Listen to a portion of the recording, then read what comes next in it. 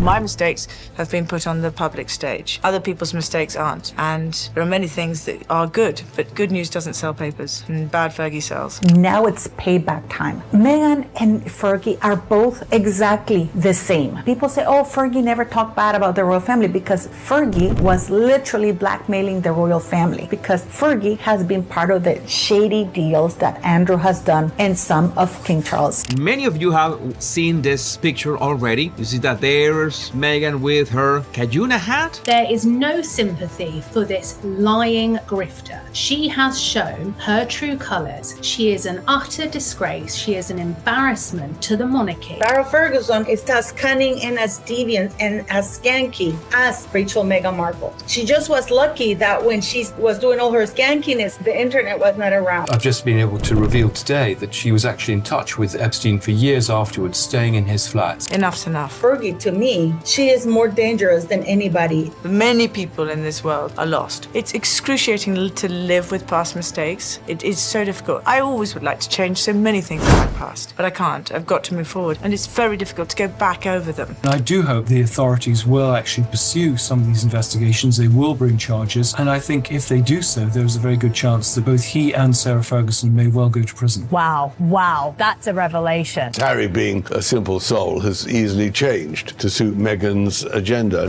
Once a Soho House basic, always a Soho House basic bitch. He is like a parasite, always lurking in their shadow. No normal family has a constant third wheel, male or female, leeching onto their every move. Marcus is practically glued to them. But in the end, nothing beats the truth, the real facts. She was one of my Deal or No Deal girls that were, she was a caddy for all of my celebrities. There is absolutely zero doubt in my mind. Rachel Meghan Markle was a semi-expensive yacht girl, and she knows it. She brought Jeffrey Epstein into that idiot formerly known as Prince Andrew into the royal family. The moment Sarah Ferguson opened her mouth, everything froze. Not the polite stage silence the palace is used to, but the kind that sucks the air out of a room. This wasn't harmless chatter. This wasn't clumsy nostalgia. This felt intentional, dangerous, like someone striking a match and calmly watching the flames crawl up the walls. When Sarah Ferguson spoke this time, everything stopped. The palace didn't brace for gossip. It braced for impact. What she said wasn't chatter, it was a match tossed straight into gasoline. And the scary part, she knew exactly what she was doing. Sarah Ferguson has lived long enough inside royal chaos to understand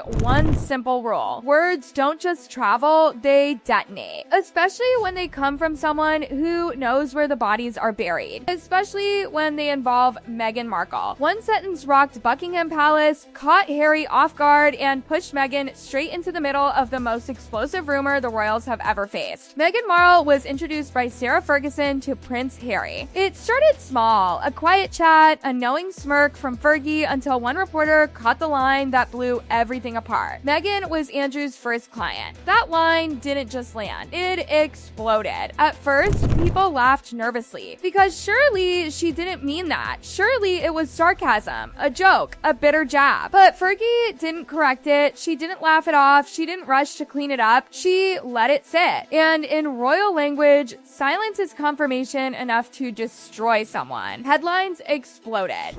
Oh my God, that word. Oh my, why do I have to mention Twitter accounts that have that word?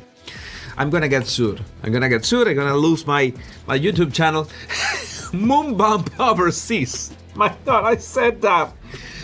A summer 62 boomer. She's still not sued the Inquirer.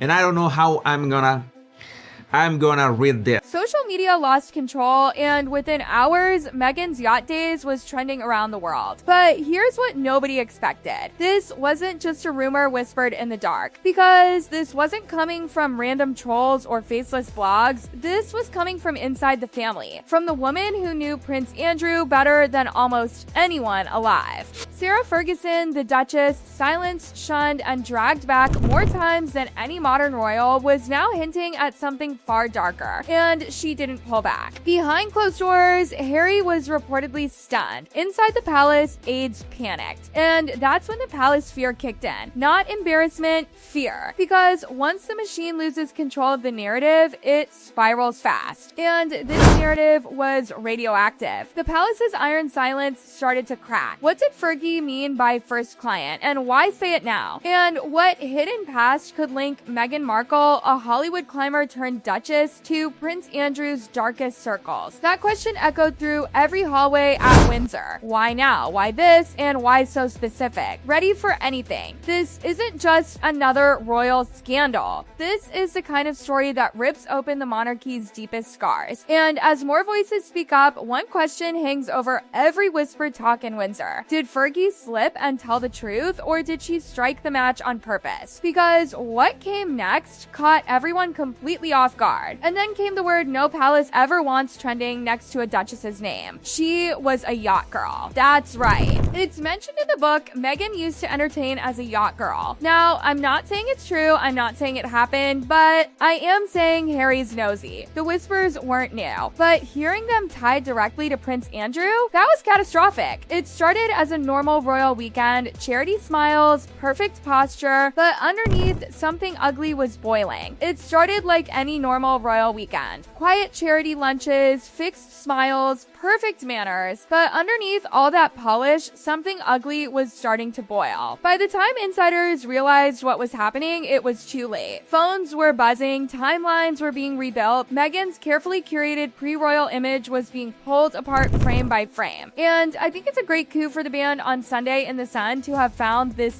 email. I'm not quite sure how it emerged, but it's quite clear that this is only the tip of the iceberg and there's much more to emerge. And then Fergie did something worse than confirm it. She leaned into it. This time, she didn't seem to care at all. At a private Mayfair event, surrounded by old aristocrats and hungry reporters, Fergie reportedly dropped a comment that hit like thunder. People forget, she said with a knowing smile. Meghan's first royal link wasn't Harry. The room froze. Someone laughed, hoping it was a joke. It wasn't. That's when panic truly set in. Because once people start connecting Meghan Markle to Prince Andrew, the story stops being gossip and becomes poison. And I wonder if Prince Andrew is going to come out and say, hey Harry, I did your wife quite a few times on yachts before you got her. Those words didn't need proof. They only needed repetition. And repetition is exactly what they got. Those words spread faster than the champagne. Within hours, phones were buzzing through every palace hallway. The words Andrew's first client jumped from gossip chats to newsroom drafts to Twitter feeds. Harry, insiders say, refused to believe it. But disbelief doesn't stop damage. And this damage was already done. He'd heard rumors before, every royal has, but this was different. This came from inside the house from someone who knew Andrew better than anyone still breathing. And once that line was crossed, there was no going back. What made this story even darker was how fast it stopped sounding impossible. Once the shock wore off, people started digging, quietly at first, then aggressively. Old photos, old connections, old whispers that had never fully died. Suddenly, Meghan's past wasn't just being questioned, it was being reassembled. But she arrived in London,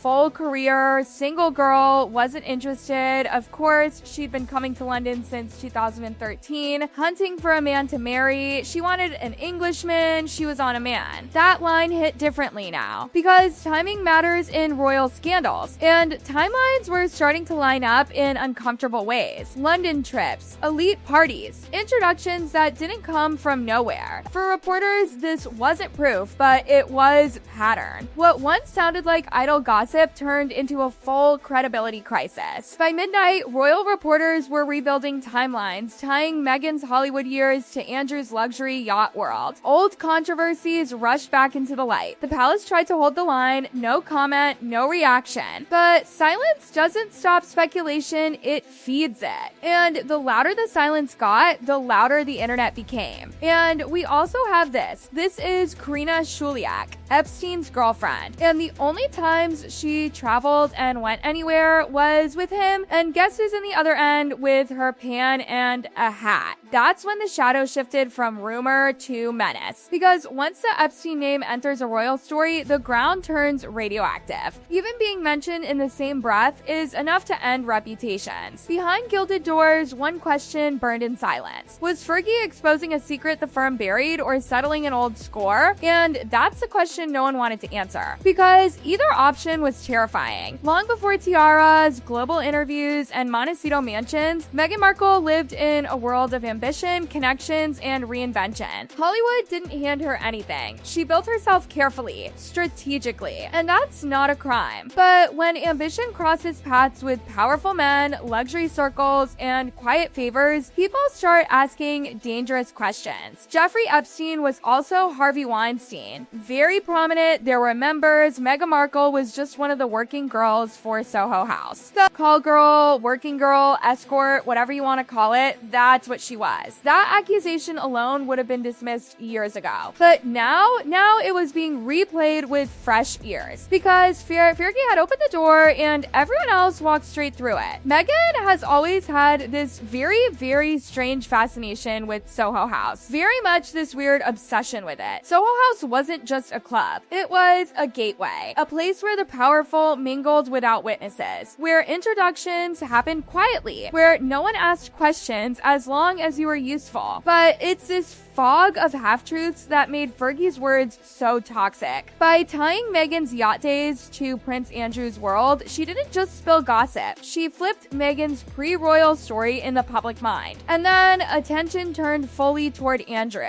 Because if this story was false, someone would have shut it down immediately. But Andrew stayed silent. Completely silent. Prince Andrew, have you noticed how he completely avoids looking at Meghan Markle when she's around him or when she was around him? That avoidance suddenly looked suspicious. Every old clip resurfaced. Every interaction slowed down, zoomed in, analyzed. Body language became evidence. Silence became guilt. To feel the impact of Fergie's words, you have to look at Prince Andrew. Once hailed as a royal hero, now a name tied to scandal and disgrace. Andrew was already radioactive. And now Fergie had strapped his shadow directly onto Meghan's name. That wasn't clumsy, that was surgical. According to people, she got started her yakking days and she never stopped really. I don't think any of her boyfriends do about it. Whether true or not didn't matter anymore. Because in the royal world, perception is lethal. And perception had turned. That's why the link to Meghan was so explosive. It wasn't a personal dig, it was a nuclear hit, tying an already polarizing duchess to the darkest chapter of modern royal history. Inside Buckingham Palace, advisors were reportedly furious, not just at the rumor, but at who unleashed it. Fergie wasn't an outsider, she was family, and betrayal from inside cuts deeper than any tabloid attack. Andrew stayed hidden and silent, but Fergie's words dragged shadows straight over Meghan's carefully crafted image, and that's when one brutal truth became impossible to ignore. This wasn't a slip, this was a message. The silence after that was louder than any denial could have been. Inside Montecito, things reportedly shifted overnight. Phones stopped ringing, meetings were canceled, appearances quietly delayed, Meghan didn't rush out a statement, Harry didn't clap back. And that alone told its own story. Because when the Sussexes feel wronged, they usually speak fast and loud. This time, they didn't. Behind palace walls, advisors weren't asking if the damage could be controlled anymore, they were asking how much would be lost before it burned out. Trust was already fragile. Now it was cracking. Harry, sources whispered, felt blindsided, not just by the rumor, but by who let it loose. Family doesn't do this. Not publicly, not without intent. And Fergie, she stayed calm, smiling, silent. The most dangerous posture of all. She didn't clarify, she didn't apologize, she let the story breathe, knowing exactly how oxygen works in a scandal like this. Because once a narrative takes hold, truth becomes secondary. Perception takes over. And perception had already decided this wasn't random, it was timed. It was targeted. And it was personal. What started as one sentence became a fracture line running straight through loyalty, image, and power. The royal machine has survived many storms, but this one didn't come from outside enemies, it came from within. And those are the hardest fires to put out. The question now isn't whether this will fade. It's what else is still being held back and who decides when to let it go. Decides when to let it go. Decides when to let it go. Decides